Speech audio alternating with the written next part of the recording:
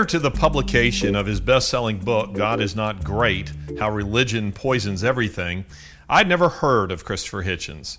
Since I'm not an avid reader of the left-wing magazines for which he primarily wrote, there was little reason for me to know who he was.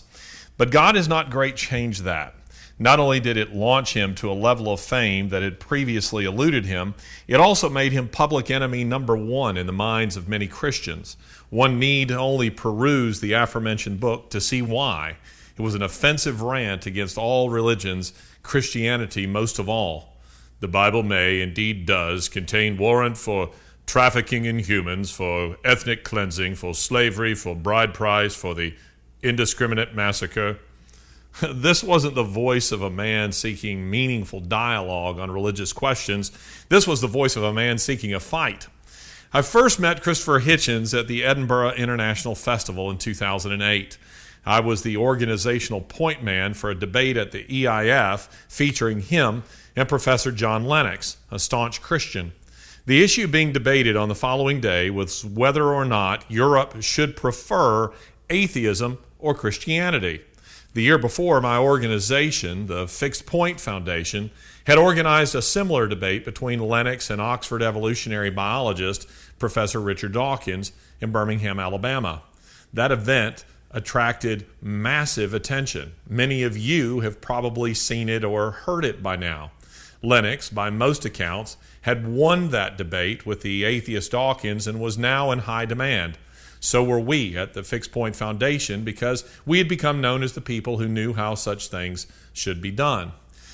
Now it was my task to interview the principal players in advance of this sold-out event, address any concerns, and make sure the rules of engagement were clearly understood. After a brief email exchange, we arranged to meet at my hotel in central Edinburgh. I wondered at the sort of man I would meet. A journalist and polemicist, Hitchens' reputation as a critic of religion, politics, the royal family, and, well, just about everything else was, by this stage of his career, unparalleled. As an evangelical, I was certain that Hitchens would hate me. I was prepared to meet a radical atheist jihadist. Would we brawl right there in my room? I half expected just that. When the knock came at my door, I braced for the fire breather who surely stood on the other side of it. With trepidation, I opened it and he burst forth into my room. Wheeling on me, he began the conversation as if it was the continuance of some earlier encounter. The Archbishop of Canterbury has effectively endorsed the adoption of Sharia law. He paused briefly. Sharia means law. Seems redundant to say Sharia law, doesn't it? Anyway, can you believe it? The Archbishop. Whatever happened to a Church of England that believed in something? He alternated between sips of his Johnny Walker and steady tugs on a cigarette. My eyebrows shot up. Believe in something? Why, Christopher, you sound nostalgic for a church that actually took the Bible seriously. He turned abruptly from the window, considered me for a moment, and smiled. Indeed, perhaps I do. He took a last drag on a remnant of what had once been a cigarette and extended his glass in my direction. Do you have any on hand? No, but I can send out for it if you'd like. A member of my staff took his glass and promptly headed to the hotel bar downstairs. We were scheduled to do an interview, and I wanted to get this man focused rather than have him wandering around the hotel looking for another intoxicant. Within a few minutes, his glass was refilled. And you? Where is yours? He asked. I don't drink, I said. I still recall with amusement how he received this information. He raised his eyebrows in mock horror, and before he could say what so many do say to me when this subject comes up, I added, It's not a religious thing. I'm the son of an alcoholic. Always been afraid I'd like it too much. Ah, well then, so am I, the son of an alcoholic, that is, and I do like it too much. Still, I don't know whether I should trust you more or less. That last bit was said playfully. From that moment, I knew that I liked him. There was never a formal introduction. There was no need for one. Our rapport was immediate. As the camera crew set up, applied makeup, and attached mics to our shirts and battery packs to our belts, I listened as he told me about his busy schedule, and before long, we were off and running. Pull up a chair and listen as Christopher Hitchens and I sit and talk to each other about a wide variety of things in my hotel room at the Edinburgh International Festival in 2008.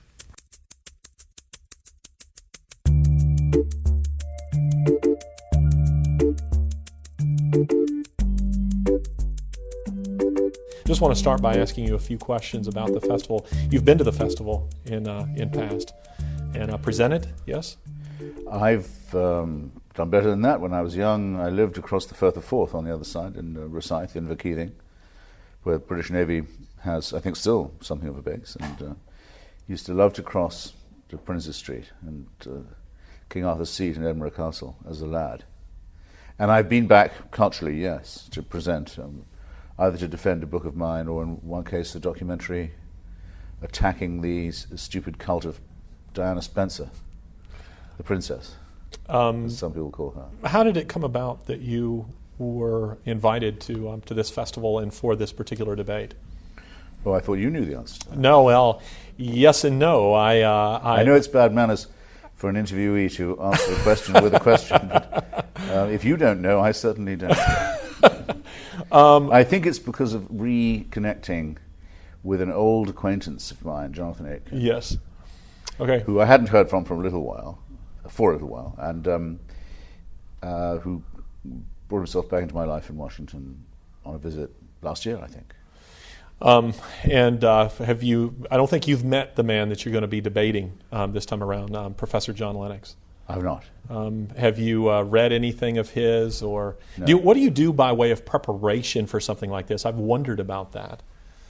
Well, I don't look up the particular work of my antagonist, and I'll tell you why I don't. Because I remember after debating with, perhaps I shouldn't say who it was for now, saying to myself, God damn, if you'll forgive the expression, this person came up with absolutely no new arguments or evidence or anything of any kind at all. I mean, it was very old hat.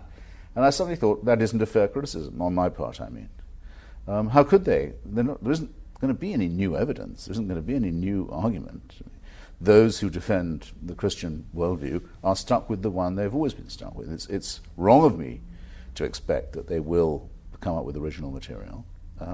It either is or is not a matter of intellectual and moral integrity. So I don't do any prep.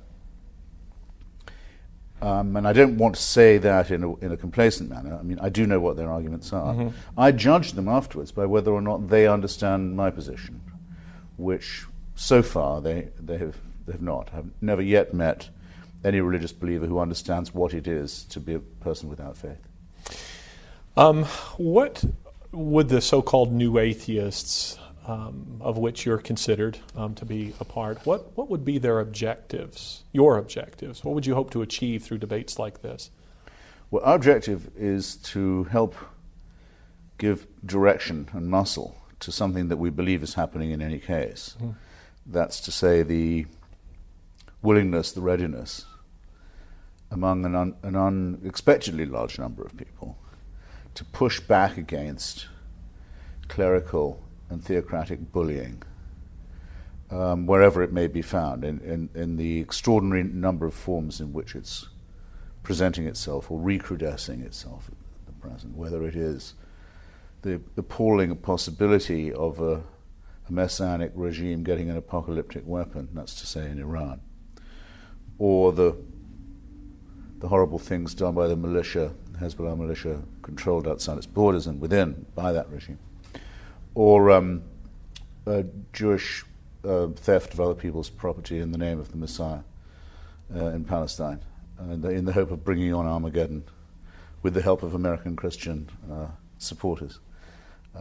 Idiocy of this kind, or what the parties of God have been trying to do to the people of Iraq or Lebanon, or the attempt to stultify American children by telling them that it's just as interesting to consider evolution by natural selection in the same breath as creationism in science class.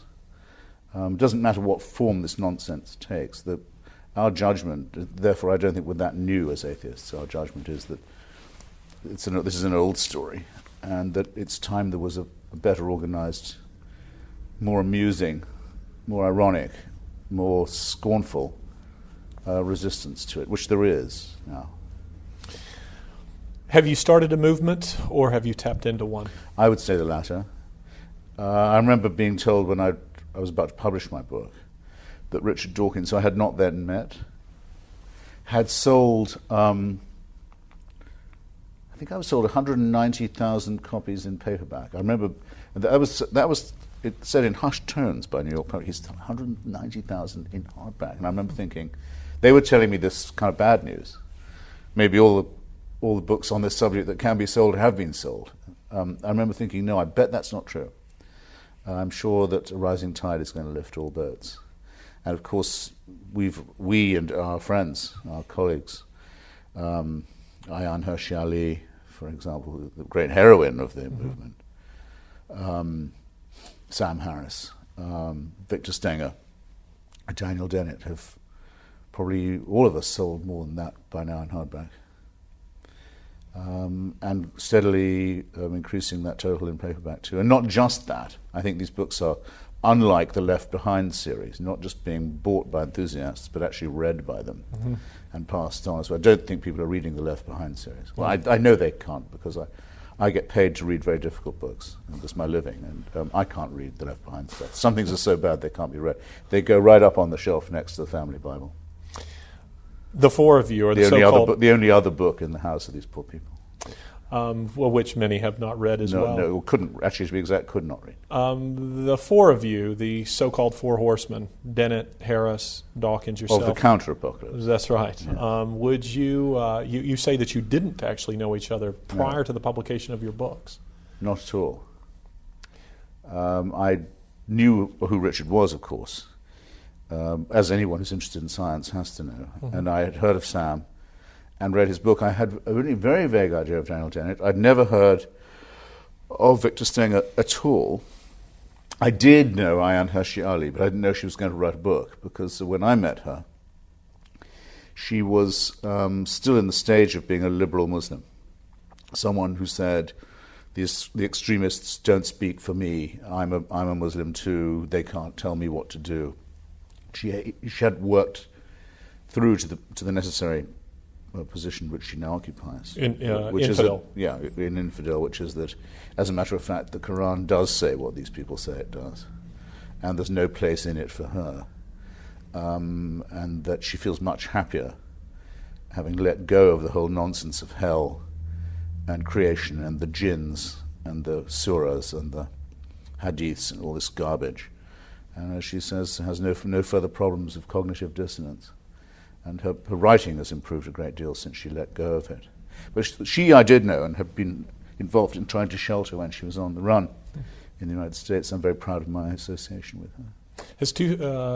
For me, the thing begins, by the way, before 9/11 and before this particular kind of Well, that was my next question. It begins with Salman Rushdie. It begins for my 9/11 is Valentine's Day, 1989, the day of the fatwa, 14th of February, by the theocratic tyrant of a foreign state, Ayatollah Khomeini of Iran, offering money in his own name for the suborning of murder of a writer of fiction who wasn't an Iranian, living in England.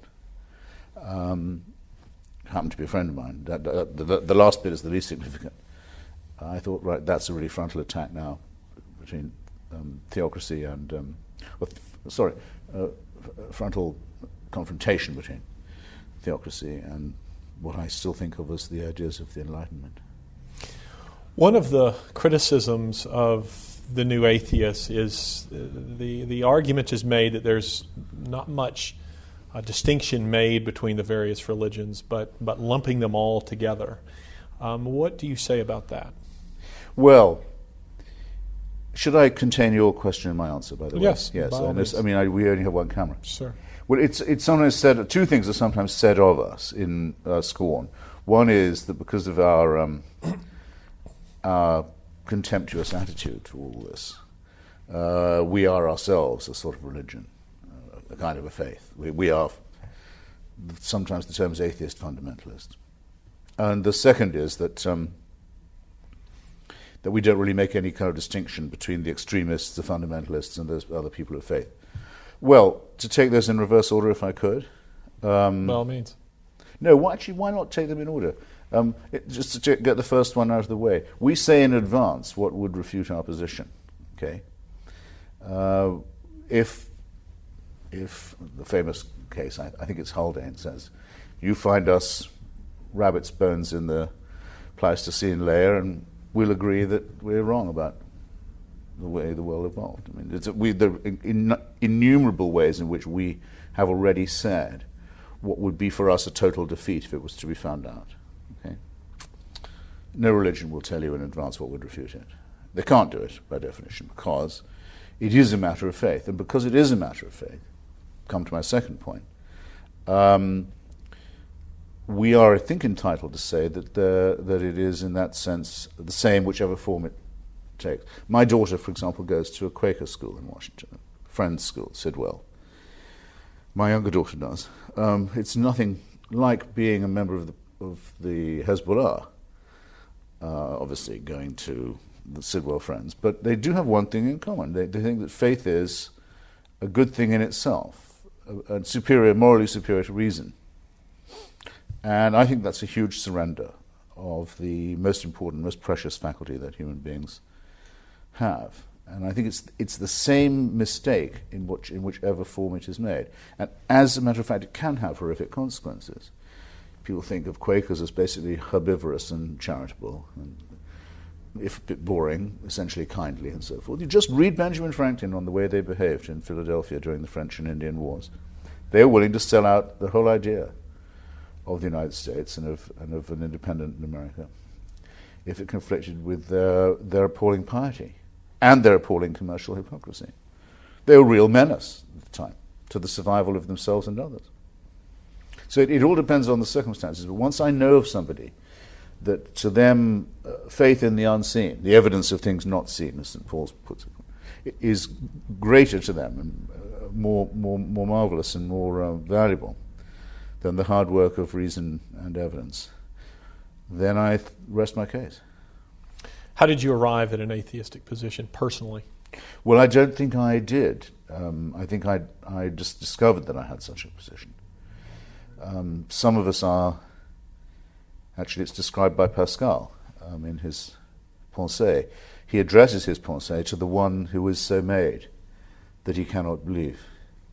In other words, he knows that just as it is, of course, very widespread and very common to encounter religious belief in all cultures and all times, it's just as common to find people who cannot believe in it. There are fewer of us. We don't try and make ourselves elitist, I hope, by that. Do you think that's a result of our makeup? I mean, is that a genetic thing? Well, no, I don't think it can be quite, because there could well be evolutionarily selective positive things about religion. Daniel Dennett argues in his book, for example, that very probably a lot of people were kept alive by religion because of its attitude to healthcare. It had at least some sort of witch doctoring capabilities. Also, if you went to the ceremonies, you might think you were going to get better, and everybody knows that morale is a big factor in recovery. It's unquantifiable, but it does exist. So for a good bit of time, it might have been the smart decision to go to the ceremonies and believe in the witch doctor or the priest. But there have always been people, I'm sure some of them were among the priesthood, by the way, who didn't believe it, who could see that it was useful. Quite a different thing. Anyway, all I discovered when I was young was I couldn't believe it. Not that I didn't, I couldn't. Do you recollect? It was white noise to me. Do you recollect a moment, or just a time in your life? I can recall a moment, all right. Yes. Do you mind relating that? No, it was when I was at school in England, in Devonshire, as it happens. Probably no older than 10, no younger than 9. Mrs. Watts was her name. She was a lovely woman. She was mainly our teacher of nature. In other words, we'd go on walks, learn to distinguish flowers, trees, plants, birds, etc. But she was also our scripture teacher. And she tried one day, she went beyond herself, she wasn't that smart, to try and annex the two subjects to each other. And pointing out that the vegetation around us, it's very beautiful, Devonshire, Dartmoor, if you've ever been down there, was green, shades of green, very restful to the eye, nourishing to the soul. She said, you see how God is good. He's made the vegetation the color that's most restful to our eyes. Imagine if it was all blue or orange or red. How glaring and how upsetting that would be to us. But no, he wouldn't do that. He's made it green for us instead. And I remember thinking, that is complete nonsense. I don't know why it is exactly nonsense, but I didn't know anything about chlorophyll. I didn't know anything about evolution by natural selection. I didn't know anything about DNA. No one did at that stage, or the double helix, by the way. I was no more ignorant than anyone else in that sense. I didn't know about photosynthesis, any of this stuff, or the evolution of the eye, human or animal. I just knew that she got it the wrong way around. My eye had adapted to the foliage, not the foliage to my eye. And there was a moment for me.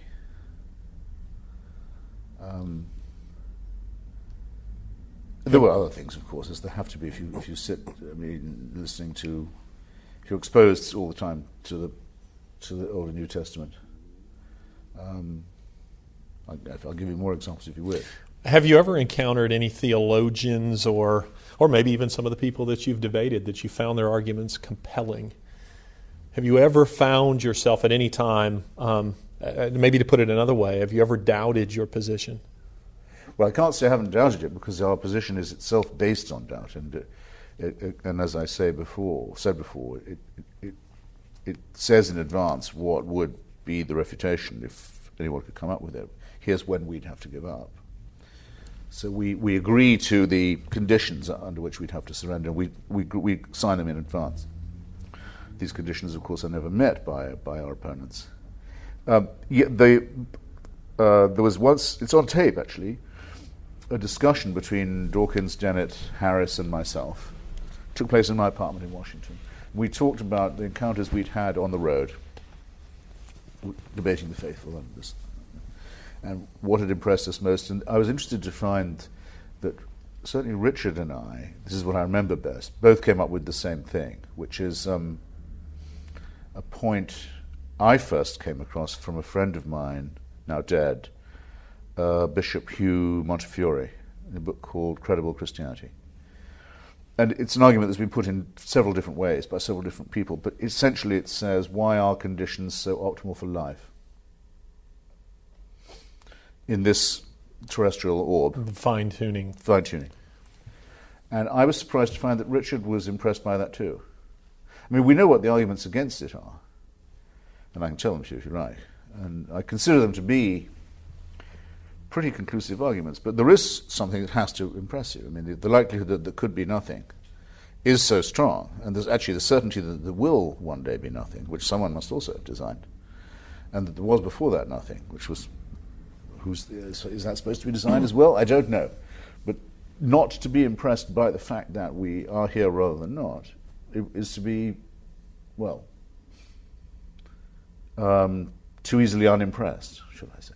What do you make of the argument? However, it does not show that there's a supervising intelligence who really cares about you. It doesn't show anything of that sort. So you were impressed more by a theistic or deistic sort of argument rather than the idea of a personal God or something? I mean, is that a fair characterization? Yes, that would be exactly fair. I mean, Richard and I have also said, coming at it from different approaches, that by the time of Thomas Jefferson, as late as that time, in the 1830s, he's born in Darwin's lifetime, but he doesn't know it. Or he's still alive, rather, in Darwin's lifetime. Darwin is born in Jefferson's lifetime, I meant to say. We're about to celebrate the event.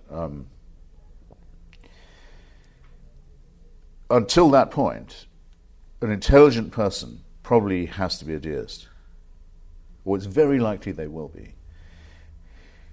In that, when Jefferson and de Buffon, who's the great scientist of the day, and volcanologist of the day, look at the mountains around Charlottesville. How did the seashells get that high up on the mountain?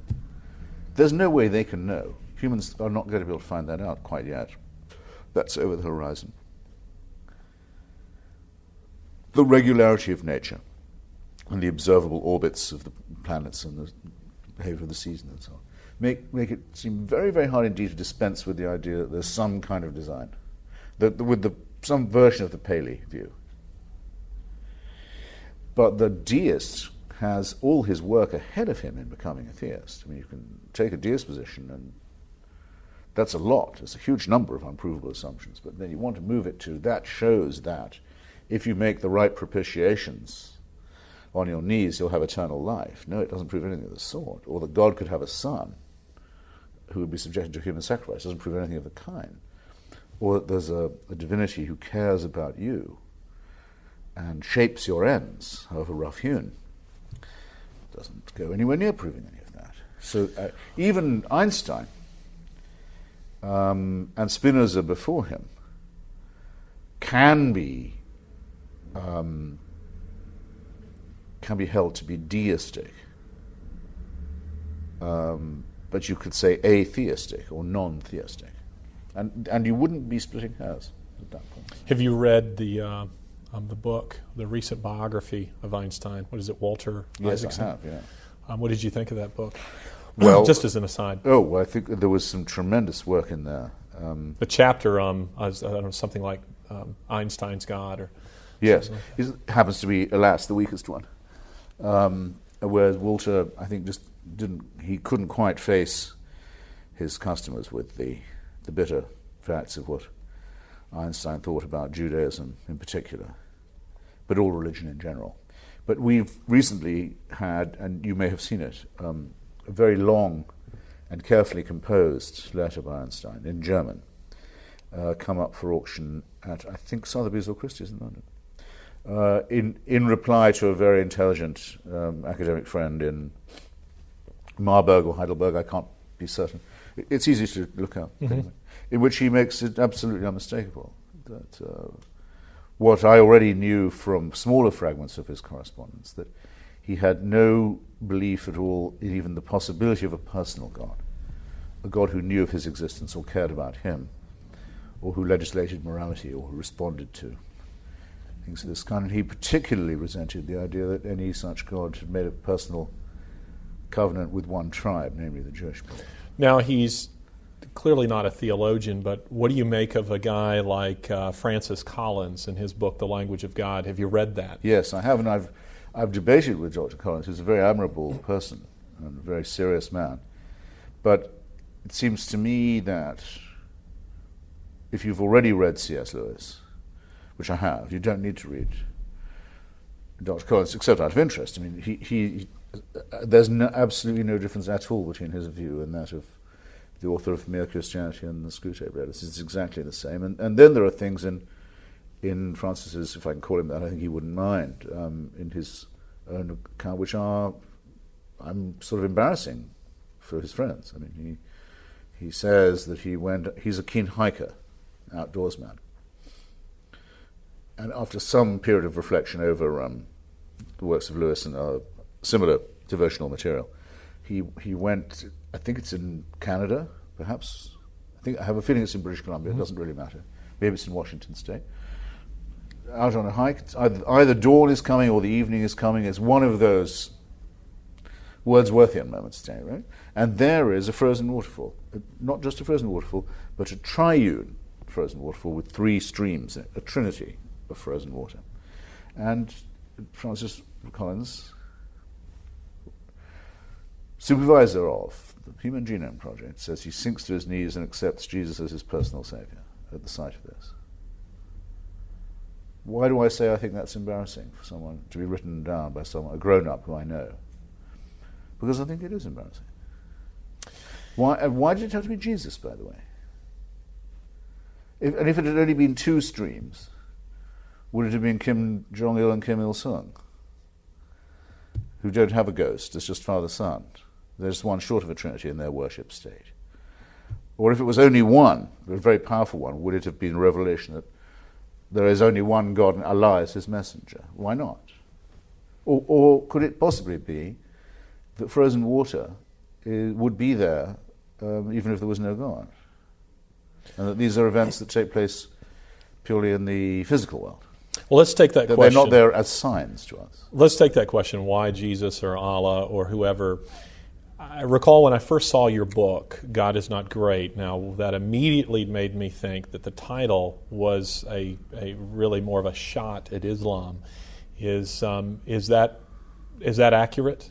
I mean, did you have Islam in mind with that title, or was that just something your publisher came up with? Or Well, the slogan "God is great," which is a lot of religious people find menacing, because it appears to be, well, it's the immediate advertisement or warning that violence is about to occur in the name of God.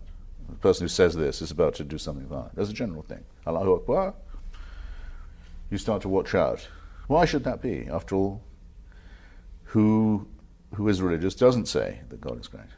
Why don't they all praise him all the time for doing things that should come to him naturally, like thunderstorms and hurricanes and birth and death and so forth? So my intention was to make those who've had that first thought have the second thoughts too.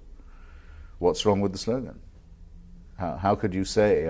I've never seen a Christian critique or a Jewish critique of the slogan Allahu Akbar, and I've simply heard it in other forms, in Hebrew and in English, meaning the same thing.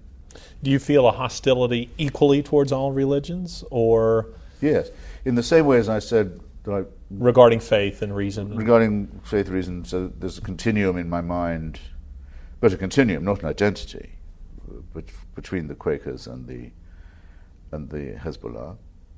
But I mean, if I'd been arguing in 1936, if we were having this discussion, I would say that the most dangerous religion in the world was that of the Bishop of Rome, known as the Roman Catholic to its adherents, the Roman obedience. And because at that stage, that church was very powerfully identified with the triumph of fascism, with bringing the triumph of fascism nearer in Europe. I mean, if you read any account of fascism from its foundation in Italy in the early 1920s, and it spread through Portugal, Spain, Croatia, Hungary, Bavaria, etc., Slovakia, where the head of the state, fascist state, was actually an ordained priest, and its concordat with the Vatican. If you take out the word fascism, which is an Italian word, an old Roman word, and just put in the Catholic right wing, you don't have to change anything. It's politically the same. You're describing the same movement. Nazism is a little bit different. Nazism is a much more violent and more pagan mutation, not a secular one, as some people mistakenly say, but not, and also having an official political signed concordat with the Pope, treaty of alliance with the Vatican, but not as bad. But so I would then certainly have said, and not for Protestant reasons, but for secular reasons, that the Catholic Church was the most menacing church in the world. I don't think that's true now. At the moment, the main theocratic threat is clearly from Islam. Now, I think you have, and from within Islam also, because it's having its own civil war, or at least one, maybe two, possibly three civil wars, in which it wants to involve outsiders as well. So it's the one that's giving us the most problem now. Well, you've hit on a number of things I'd like to pursue. First, couldn't we also say in 1936, and this may get at some of your sympathies, but couldn't we also say in 1936 that maybe the most dangerous religion, if I may characterize it as that, was communism? If you characterize it as a religion. Well, it certainly had some religious trappings. I mean, I'm thinking of somebody like Lev Kopelev, who wrote the book "The Education of a True Believer," yes, in which he says that Stalin was the high priest and Lenin had written the Holy Writ to which they all adhered to. Lenin's mausoleum. I mean, they used all of this religious trappings. I agree with you about that. I'd go further. I mean, if you are Joseph Stalin, by the way, a man educated in a seminary, that he was kicked out of, to go to become a priest, in other words, who knows something about the racket, and you know that Russia, for centuries, has been a despotism where the church and the state are one, where the Tsar is not just the head of the government. He's not a god figure, precisely. The little father Tsar. The little father. He's a few inches above the human, He's not sainted or holy, but he's more than just a king, and the duty of more than feudal obedience is owed to him. And that millions of Russian peasants have been told for hundreds of years to expect this to be the rule. And they're still there, except they're a little hungrier and a little more panic-stricken by the defeat in the First World War and by the shattering many of their safe assumptions. But you're mad if you don't capitalize on this huge reservoir of credulity and servility that's been gifted to you by the Russian Orthodox Church. So what happens? An inquisition, miracles, Lysenko's biology, 3 harvests a year, 10-ton tomatoes, I forget all the nonsense that they promised them of that kind, the constant search for heresy, the enemies within, constant belief that you must always be thanking the leader for all the benizens that he's showering on you, and always be aware that there are devils trying to ruin everything for everybody and that they must be ruthlessly hunted down. You see, I'm very sympathetic to the argument that you make, but allow me to play devil's advocate for a moment. Let me try to summarize what I hear you saying. You're saying that religion more or less sort of paved the way, as it were, for a totalitarian state, which came in the form of the Soviet regime. But isn't it a bit unfair to link what I might call counterfeit versions of religion with something that maybe might be more authentic, in the same way that, in other words, we don't link alchemy with true science, or snake oil salesman with real science? In other words, is there room for some nuance? I've heard the term creation science or intelligent design be used. I'm sure it wouldn't be used by you, but I've heard it being used in the United States in an advanced society as if this stuff was scientific, when it's not, when it's simply another name for religious superstition. And who's to say what's authentic about faith? I mean, here's my, or inauthentic about it, but those who believe in acts of faith, the totalitarian, and ceremonies of worship, and miracles and inquisitions, and the existence of devils and saints and so forth, can do so in various ways. But there's only one real way to be a secular, free-thinking atheist. Now, what I would need for this your implied critique to work would be the following. You'd have to point out to me a society that had once been religious and that had understood its place in the great chain of being, and that had the sort of T.S. Eliot organic concept of duty and order deriving from heaven and hell and the other last things, and that had fallen away into the study of Jefferson and Spinoza and Voltaire and George Orwell and Bertrand Russell and Thomas Paine, and had, as a result of adopting those as the things that the authors it revered and the subjects and themes that it taught to its children, had become a state of famine and torture and show trials and massacres and purges. Now, there isn't any record of any such society, ever, and there never will be either. And what you find, in fact, is that the nearer countries do come to that, the better, happier, freer, and more prosperous they are, and the further they move from it in the opposite direction, the worse. At this point, we took a brief break, and Christopher, of course, refilled his glass of Johnny Walker, smoked a cigarette, and when he was done, we sat back down and continued the conversation, this time about Islam. I mean, take the well-known billion Muslims who are always being held up to us as a whole world, as indeed they are, of faith, which extends all the way to Indonesia, which I think is still the largest Muslim country in the world, to some communities in Europe, and of course in North Africa and the Middle East. Well, if you did this as a graph or as a continuum, which one of them is the most secular?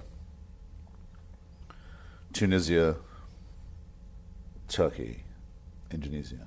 Which one of them is the most democratic, the most prosperous, the most free, the best educated, comes up with all the best indices that any country study can find? Same three, Tunisia, Turkey, and Indonesia. It's the same if you do it from the opposite direction. Which of them takes their faith the most seriously and imposes it the most widely and really thinks that Sharia is the law? Iran, Saudi Arabia. Well, I rest my case.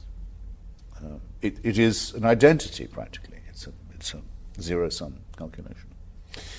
Tell me about your views. That's always been true of all Christian societies, too. And it is the reason, and I would add this while I'm at it, and since I'm in enough trouble as it is, the fact that the Jewish people, a people of which I can claim to a certain bastard membership, I don't believe in the Torah, and I'm not a Zionist, and so on, but I have a certain kinship. We're probably the first people to have abandoned monotheism since Einstein and Spinoza, and not to say Freud and Marx, and so forth.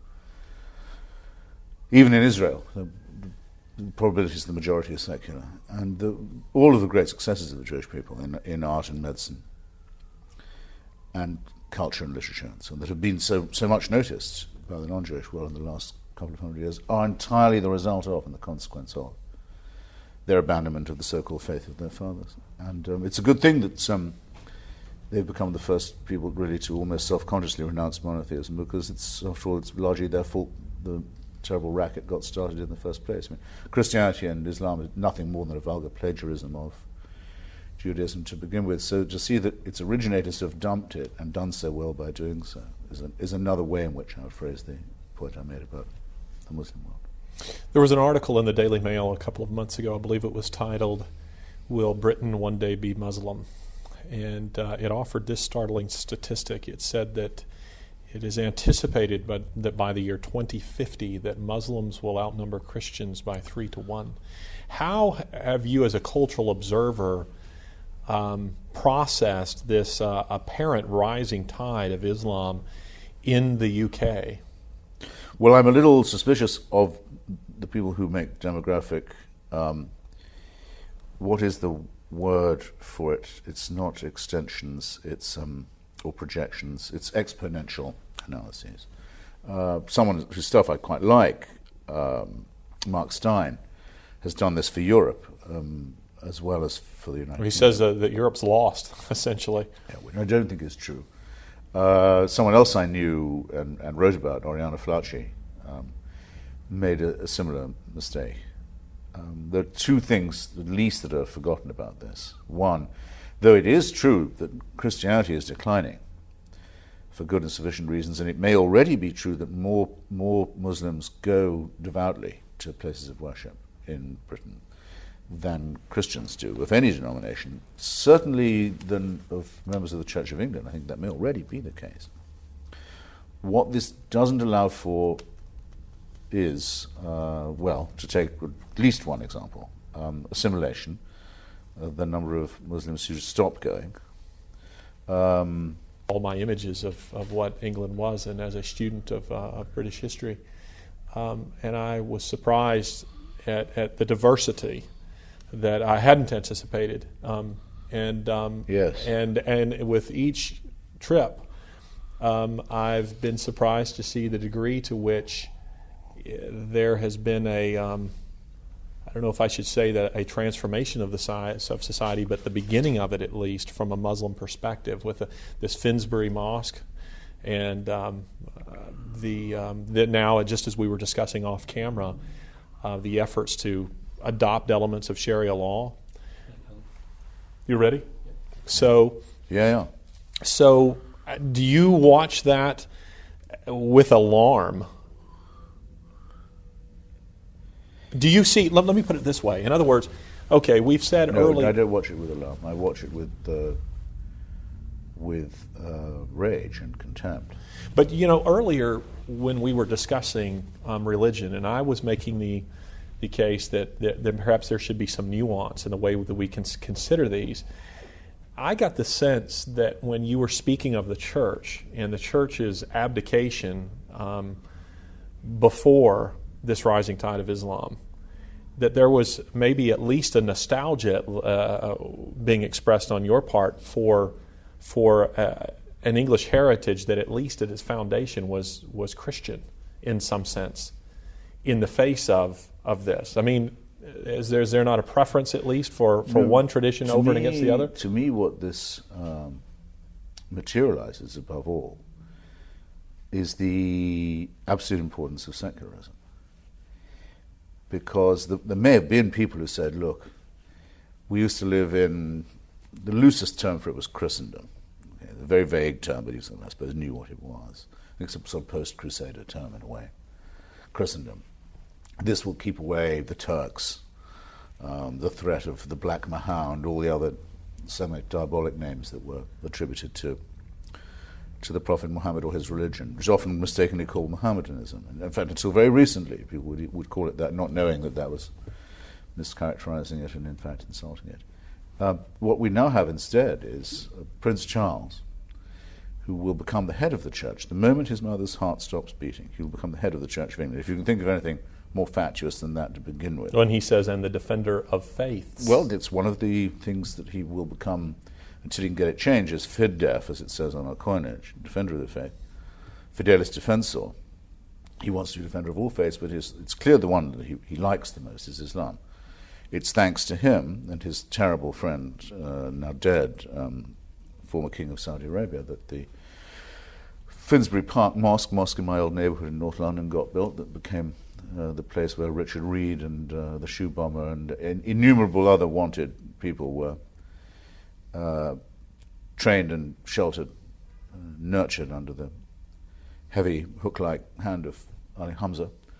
That implantations of this terrible kind are now all over our country, often with royal warrant. That brave journalists who've been into these mosques, often themselves of Arab or Pakistani extraction, taken the risk of videotaping the incitements, the open incitements to kill Jews and Hindus and other Muslims and women and homosexuals that are made from these pulpits, are themselves arrested for inciting hatred against Islam, that our laws have become a perversion that are used to destroy our own freedom, our own sense of our right even to complain about what's being done to us.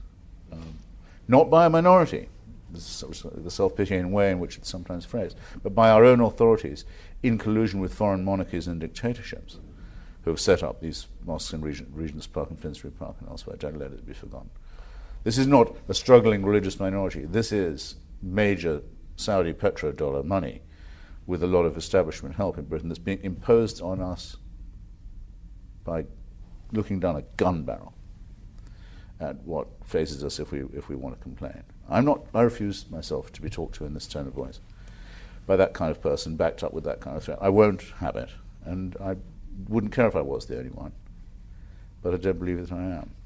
And what it proves to me is this: every ecumenical and religious group in this country is in favour of this. Is the fifth column by which it's done. It's the Council of Churches that allows this to happen. It's the Archbishop of Canterbury himself who says, "Why not add a bit of Sharia law to English common law?" But wouldn't that be nice and multicultural? Surely any faith is better than none. And why wouldn't they believe that? Well, but let's go back to your earlier comment. I mean, you felt a contempt towards the position that the church was taking.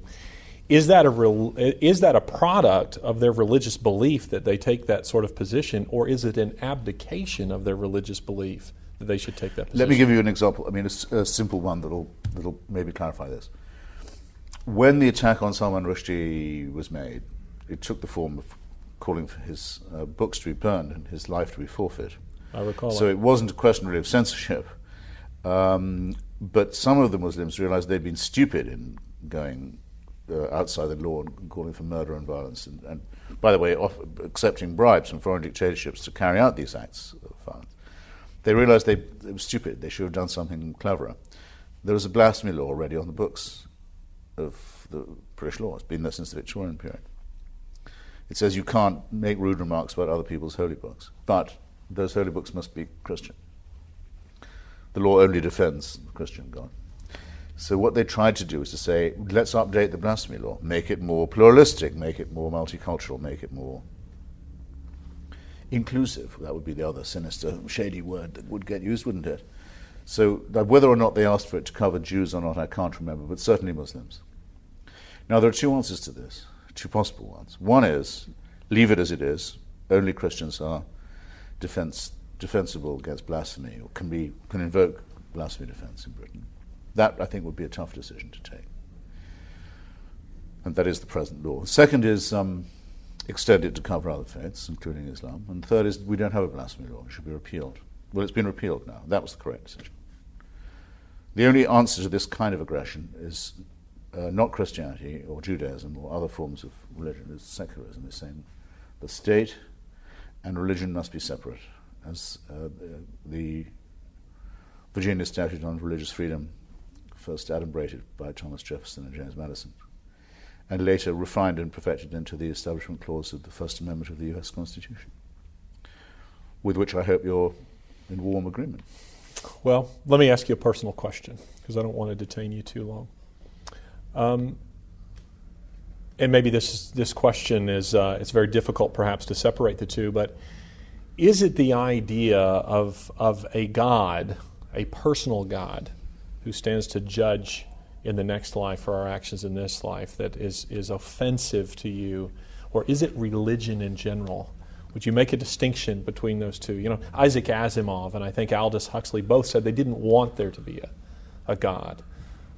Or is it more just a hostility towards religious belief? Does it come back to you? Because you've made a number of references to, in a sense in which it seems that you base your atheism on some sort of scientific rationale. Does it come more from that direction?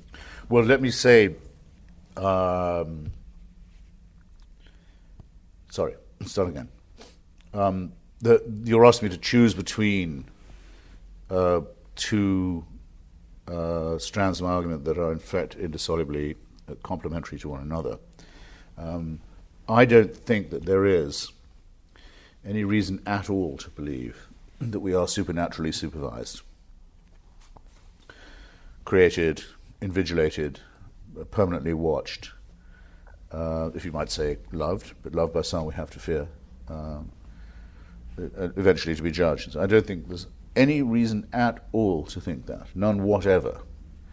I don't say it can be proven not true. So it's not offensive to you, you just don't believe it? No, wait, we can't, no, I haven't got my trousers off. Okay. I just say, the first observation is this, the most the atheist can say is, because I'd rather say atheist than agnostic, is not that can definitely be disproved, but it can be shown that none of the proofs of it amount to anything. There's no reason at all to believe it. Now, I know people who think this, but would rather say they were agnostic, and indeed would sometimes say they were nostalgic for faith that they'd lost. They wish it was true. They wish they could believe it.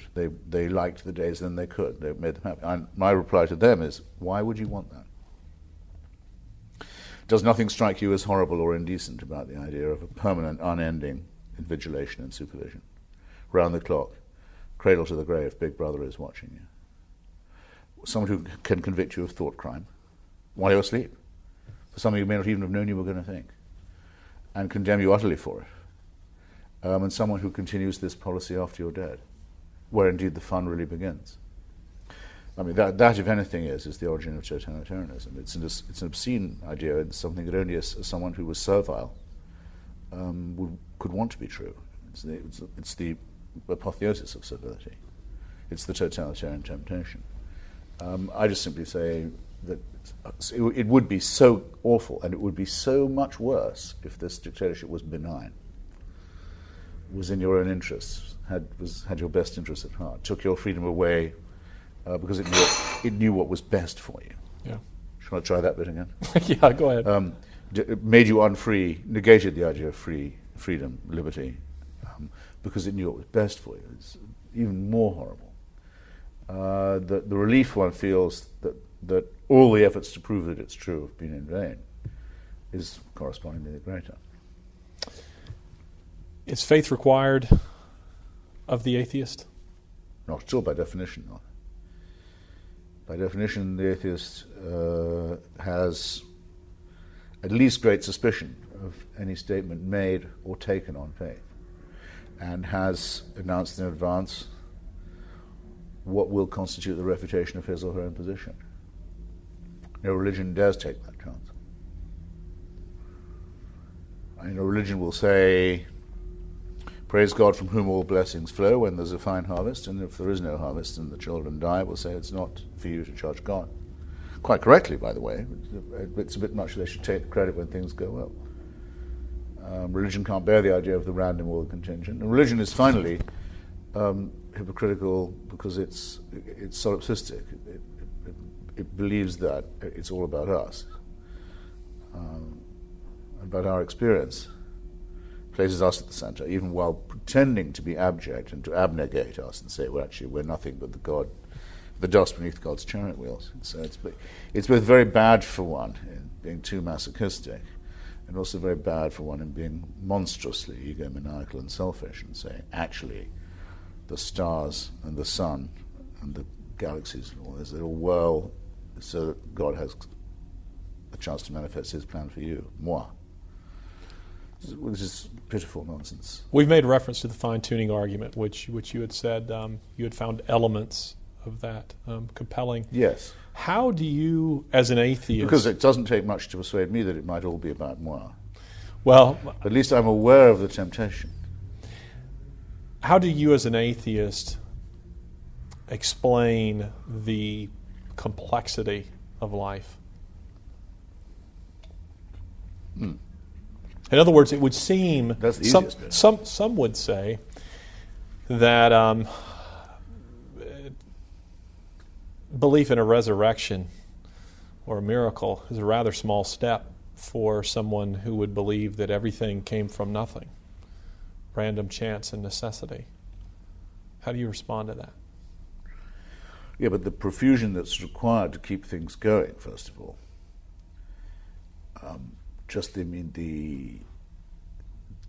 the sheer overproduction of life, the fabulous variety of it, and the great profusion within it, the number of baby codfish one codfish could be having if they all lived, and so forth, and the fact if you see the ways that mosquitoes or locusts or birds swarm, things of this kind appear that they're overawing in some ways, but they're also sad because most of this is wasted, as is most human life going to be. So think of how many humans have to die having barely drawn breath because there isn't enough room or enough food for them, or the number who are aborted in the womb because they weren't going to make it. Not by us, but by nature, and just the amount of it that's just junked. And all those wonderful brains and emotions and so on, that's just never going to register with any one for any reason. We don't like to think about that. Generally speaking, we arrange not to. A resurrection wouldn't convince me in the least. If I saw it happen, it wouldn't prove that the person had had his opinions vindicated. Right? It happens all the time in Haiti.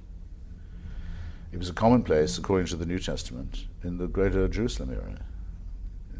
In one of the Gospels, everyone gets out of the graves at the time of the crucifixion and goes and greets their friends in town. Lazarus was raised. Jairus' daughter was raised. It didn't prove a single thing about the truth of what their statements were, or whether they were moral or good people at all. Nor would it impress me if someone was arguing with me and was losing and said, but I'd better give in because they knew something I didn't, and I'd say, well, I don't want to hear what it is then. I'd say, well, my mother's a virgin. Now will you believe me? I said, no. That's not a very good argument. Your mother never lay with a guy. Why should I be impressed with your opinions? What does that prove about you? Nothing.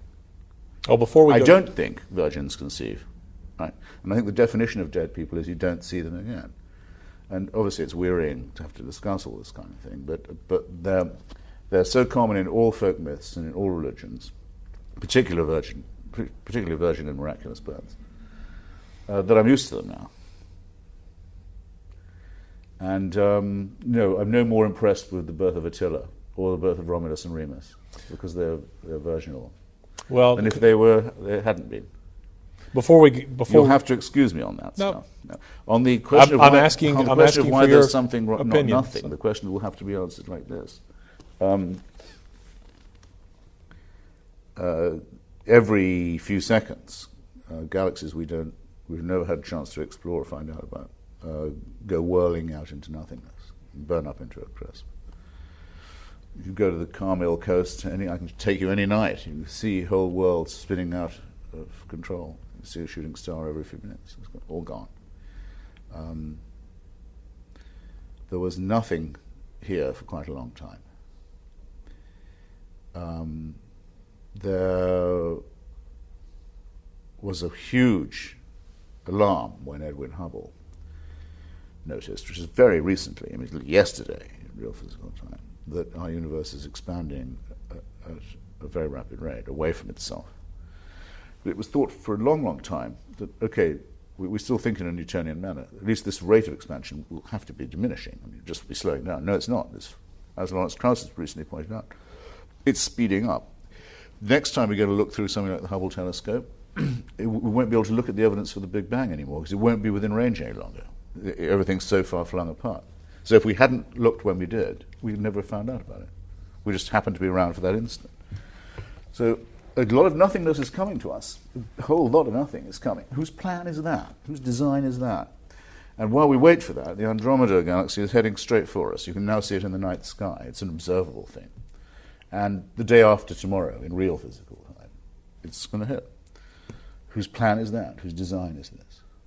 Why will it be nothing rather than something we preciously now have, that we only found out about because we agreed to look through the tubes that the church told us were illegal and profane? So, if I was a Christian or a believer, I would stay the hell out of this argument. I really would, because the more you bring it up, the more you remind everyone you've got nothing. You have nothing to argue with, and all that we do know is only made possible by not listening to the arguments of faith, and not any longer being in a position where we can be silenced by them. You have to tolerate us now, and we're very grateful to you for doing so. We obviously appreciate the courtesy, but we do not forget what you were like when you had the power to forbid this kind of inquiry. A few minutes ago, you touched on the question of morality, and I'm sure that you know the quotation much better than I do because I'm sure that it's quoted frequently in your debates. Dostoevsky, the Brothers Karamazov, if there is no immortality, there can be no virtue, and all things are permissible. Yes. Do you believe that all things are permissible, or do you believe that there is, what's left if we annihilate the transcendent? What's left to regulate human intercourse? No, it's one of Dostoevsky's, many, just in that novel, but as well as in his other lucubrations. It's one of his many tautologies, really, in that, if you want to run into someone who thinks that anything is permitted to them, that nothing they can do is wicked, you only have to meet someone who believes that they're doing God's will. That's all you require. You meet that person, you've immediately met someone.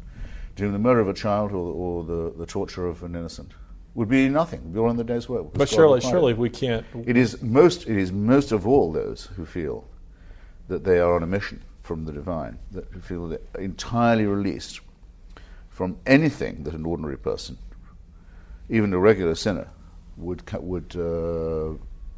think of as the obligations of ordinary human society, the individual to one another, or ordinary human solidarity. Would you? So I'm afraid it doesn't. Whatever it makes us think, it cannot make us think what it is hoped for by Shmerdyakov, I think, who says it, who's actually in other ways represented as an idiot in the novel. That therefore it must be that belief in the infinite or the divine is a guarantee of moral behavior. To prove that is impossible. The contrary is the case. Well, as I understood the novel, I think that Dostoevsky's making the point not necessarily that you will become that, but that a lack of belief in the transcendent, it logically follows that anything is permissible. Well, you must address yourself to Archbishop Williams, the Prince of Relativism, for example, and see how he squares it. It seems to me only possible first to say, I don't say that an atheist couldn't become very quickly a relativist. I don't get the sense that you would seek to airbrush out, as some of the new atheists might, the crimes of the Soviet regimes or...